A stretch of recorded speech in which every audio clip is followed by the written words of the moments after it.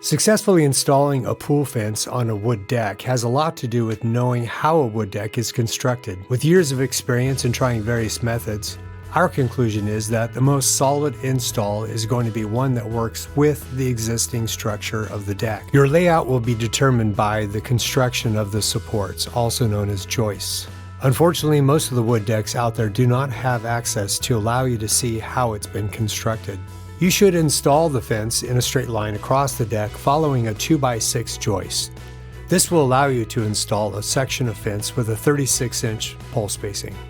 We recommend using a peg-style fence, and when you drill, you'll be using a 5/8" spade bit, and be sure that you drill the very center of the joist. This will leave you about 3/8 inch on either side of the hole. Snap your line in the center of the joist and then mark your layout. Always use a protective mat like vinyl flooring to protect the deck from your drill base. I'll be using a woodchuck adapter with my Hilti drill, and again I'll be using a 5/8" spade bit. Once you've installed the woodchuck adapter, check that you are drilling plumb, and then line up the tip of your bit on your mark.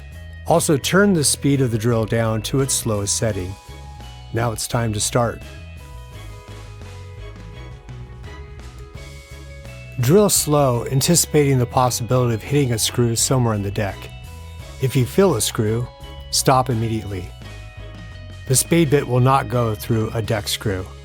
At this point, you should switch over to an old 5/8" core bit and then cut through the screw, and then switch back to the spade bit to finish off the hole.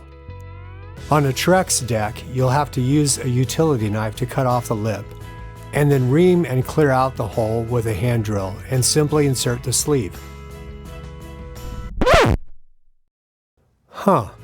That did not go well.